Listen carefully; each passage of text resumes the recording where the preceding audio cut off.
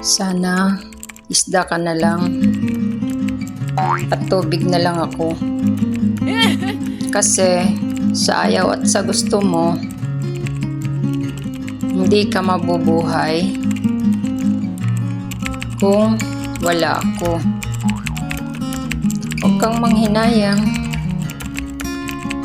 Kung ngayon ay nabigo ka, tandaan mo, mas magandang nabigo ka dahil sinubukan mo kesa nabigo ka nang hindi mo pa sinubukan. 3 lang salita ang kailangan mo para sa buhay kahit gaano kahirap. Life goes on.